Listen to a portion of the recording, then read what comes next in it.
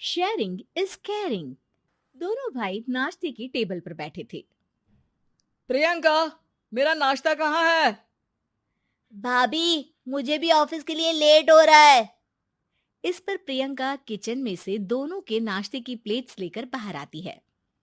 लो भाई, आप दोनों का नाश्ता। किसी को भी 1 मिनट का सब्र नहीं है।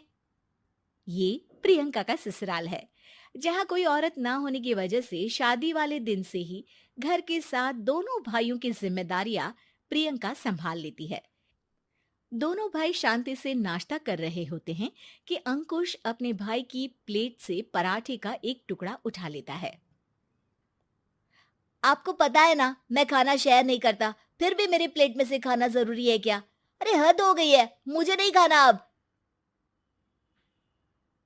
अंकुर गुस्से में नाश्ता छोड़कर टेबल से उठ खड़ा होता है। अरे, ये कैसा बिहेवियर है अंकुर? एक टुकड़ा ही तो है। एक हो या आधा, मुझे भूख लगी है तो ये सिर्फ मेरा ही है। उसे भी किसी के साथ शेयर करने बैठा तो भूखा नहीं रह जाऊंगा। अरे बाबा ठीक है, अब इस पर भी लड़ाई। दूसरा बना देती हूँ, पर प्लीज ऐसे खाना बीच में छोड़कर मत जाओ। इससे अन्न का अपमान होता है। ओ प्लीज भाभी, ऐसी कोई चीज होती ही नहीं है। आपके पास पैसे हैं, खरीदो और खाओ। अगर नहीं खाया जाए तो फेंक दो। अरे दुनिया में सब यही करते हैं। अंकुर बैग उठाकर ऑफिस के लिए चला जाता है, जिसके पीछे उसका बड़ा भाई मायूस सा घर में खड़ा रह जाता है। जिसने बचपन से सोने की चम्मच में खाया हो, उसे दुनिया के बारे में क्या पता होगा। वैसे गलती तो हमारी ही है। अगर कभी बचपन में ही सही गलत का फर्क सिखाया होता तो आज ये हाल नहीं होते। आप फिक्र क्यों करते हैं जी? भगवान है, वो जो भी करता है सबकी भलाई के लिए ही करता है। और जब वो चाहेंगे तो अपनी तरह से अंकुर भैया को भी सब कुछ सिखा देंगे। पत्नी की बात पर विश्वास कर अंकुश भी ऑफिस चला जाता है। सुबह से दोपहर होती है और अंकुर लंच करने ऑफिस के पास वाले रेस्टोरेंट में पहुंचता है, जहां वो एक साथ बहुत सारा खाना ऑर्डर कर देता है। सर, क्या कोई आपको ज्वाइन करने वाला है? नहीं तो क्यों? अब कुछ नहीं सर, ऐसे ही। वेटर चला जाता है और कुछ देर में अंकुर का ऑर्डर लेकर वापस आता है, जिस पर अंकुर सब डिशेस में से थोड़ा थोड़ा खाकर बाकी ऐसे ही छोड़कर बिल देकर चला जाता है। वाह भगवान, तेरी माया। कहीं कोई एक एक टुकड़े के लिए तरसता रहता है और ये 5 लोगों का खाना ऑर्डर करके एक का भी पूरा नहीं खाते। पैसे वालों की माया। वेटर टेबल साफ कर बचा हुआ सारा खाना लेकर रेस्टोरेंट के पीछे घूम रहे बच्चों के पास पहुंच जाता है, जिसे देख बच्चों के चेहरे खिल उठते हैं। वाह, आज इतना सारा खाना आया। थैंक यू भैया।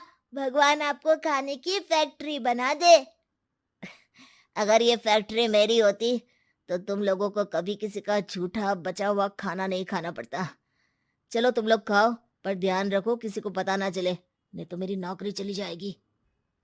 इसी के साथ दिन बीतता है और रात को दोनों भाई एक साथ घर पहुंचते हैं। कुछ देर में सब डिनर करने बैठते हैं, जहां अंकुश अंकुर को समझाने की कोशिश करता है।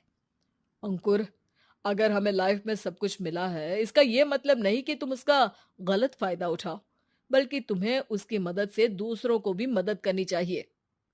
भैया, जिनके पास नहीं है उनकी वजह मैं तो नहीं ना। और ऐसे बहुत लोग हैं जिनके पास सब कुछ है। इसलिए अगर मैं एक इंसान कुछ नहीं करूंगा तो कोई फर्क नहीं पड़ने वाला। तुम्हारे भैया बस एक चीज समझाना चाहते हैं कि जिस चीज की हमारे पास कमी नहीं है, उसे बर्बाद करने से अच्छा है कि लोगों के साथ शेयर करें। इससे हम सिर्फ सामान नहीं, खुशियां भी बांटते हैं, और इसमें तुम्हारा ज्यादा कुछ तो जाएगा नहीं। भैया भाभी की बात सुन अंकुर कुछ बोले बिना उठकर चला जाता है।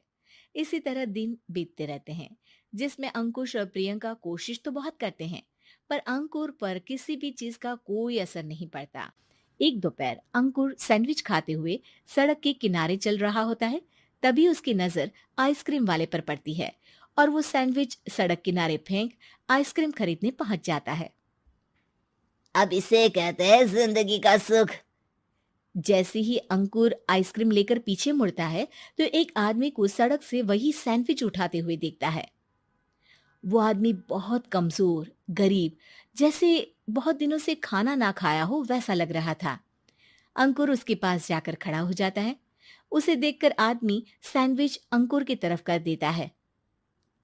आपको भी खाना है क्या? क्या हम इसे आधा आधा कर ले? मुझे बहुत भूख लगी है।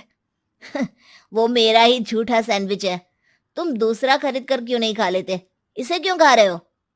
अरे भैया, अगर खरीदने के पैसे होते तो 4 दिन से भूखा नहीं घूम रहा होता। हैं? क्या? तुमने 4 दिन से कुछ नहीं खाया, फिर भी इस आधे सैंडविच को मेरे साथ बांटने के लिए तैयार हो गए? क्यों? अरे भैया, पैसा नहीं है तो क्या हुआ, इंसानियत आज भी उतनी महंगी नहीं हुई, और ना ही उस पर अमीर गरीब का टैग लगा है जो हम उसे रख ना सके। पर अफसोस, आजकल लोगों के अंदर पोषण, खून या विटामिन से ज्यादा इंसानियत की कमी होने लगी है। आदमी की बातों से अंकुर को समझ में आ जाता है कि वो आज तक कितना गलत काम करता आ रहा था। इसके बाद से वो अपनी किसी के साथ शेयर नहीं करने और खाने को बर्बाद करने वाली आदत को छोड़ देता है।